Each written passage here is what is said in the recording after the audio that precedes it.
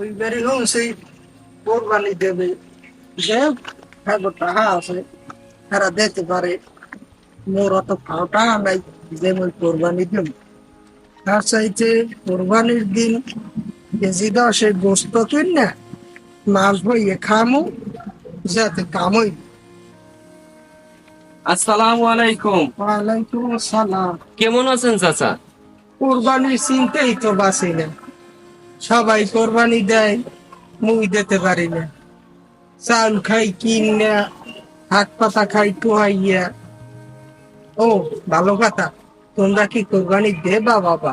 চাচা, কুরবানি দেওয়ার মতো তো সমর্থ নাই, তারপরেও মনে মানাইতে পারতেছিল। তাই বছরের যা খোরাকি ছিল তা দিয়ে ছোট্ট একটা বাগের ব্যবস্থা করছি। হয় বাবা, তোমরা দেও, তোমাকে টাকা আছে, মোরাতে কোনো টাকা পয়সা নাই, মই দিতে পারবো না কোরবানি। কেন চাচা, আপনার টাকা পয়সা নাই? আমি জানি যে আপনি এলাকার ভিতরে একজন ধনী ব্যক্তিদের ভিতরে পড়েন, তাহলে এত অভাব কিসের? অভাবের কি শেষ আছে বাবা? কয়টা হবে? আচ্ছা চাচা, আপনার বলতে হবে না, আমি আপনাকে কিছু প্রশ্ন করি, আপনি সেইগুলোর উত্তর দেবেন, ঠিক আছে? তাহলে আমি বুঝতে পারবো যে আপনার উপরে কোরবানি দেওয়া উচিত নাকি। তাহলে চলুন আমরা একটু বসে কথা বলি নাকি? ঠিক আছে, ওকে।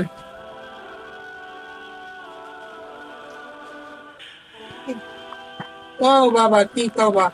আপনার টোটাল স্বর্ণ আছে কত পরিমাণ? সোনা বেশি নাই, ওর মাতারি নিজেরা রুলি আছে।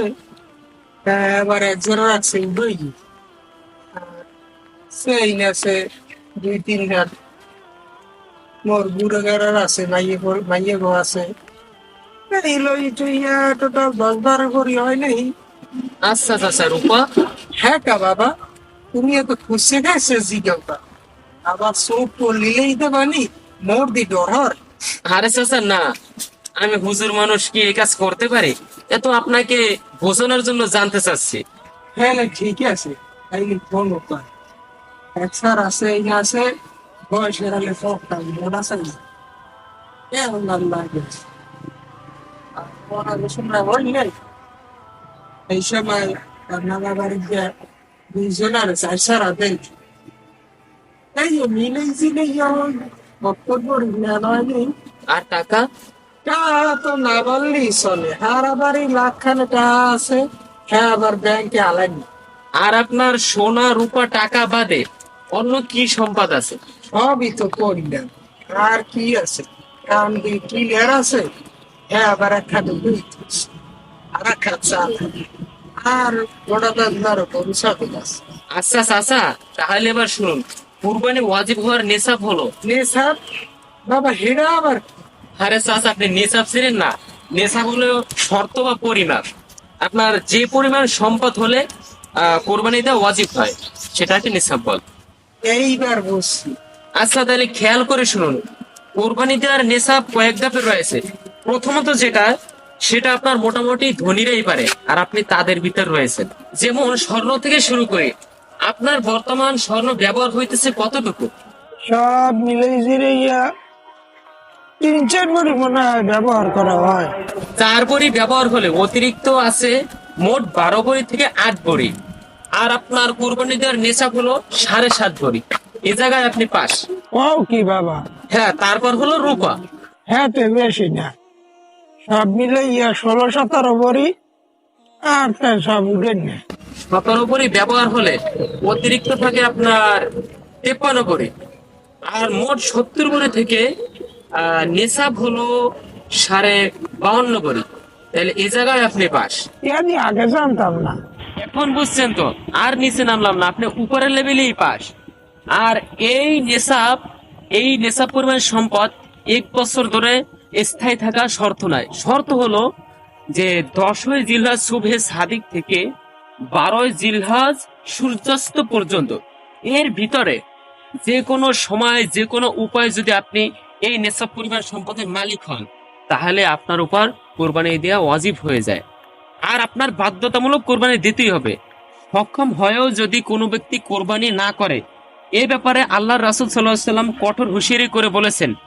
হযরতে আবু হুরায়রা রাদিয়াল্লাহু তাআলা হতে বর্ণিত, তিনি বলেন যে নবী করিম সাল্লাল্লাহু আলাইহি সাল্লাম বলেছেন, আহ, যে ব্যক্তি যার কোরবানি দেওয়ার সামর্থ্য আছে কিন্তু তবুও কোরবানি সে করলো না, সে ব্যক্তি যেন আমার ঈদগাহের ধারে কাছেও না আসে। মুসনাদে আহমদ। সুতরাং সম্পদশীল ব্যক্তিদের উচিত আল্লাহর সন্তুষ্টি লাভের জন্য কোরবানির আদায়ের মাধ্যমে ওয়াজিব কাজ যথাযথ পালন করা এবং নিজেকে গুনাহ থেকে হেফাজত করা। চাচা এবার বুঝছেন তো? হয় বাবা, বুঝছি তো। খারাপ পান খাইলে একটা মুখটা হুগেই গেছে। না, আমি মনে করছিলাম আবার ওই খাওন টাউন কিছু আছে।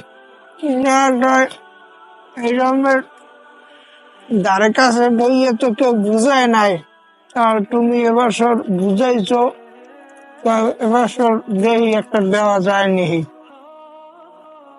ঠিক আছে চাচা, আপনার জন্য দোয়া করি। আর আমি খুব খুশি হইলাম যে আপনার ভুলটা বুঝতে পারছেন।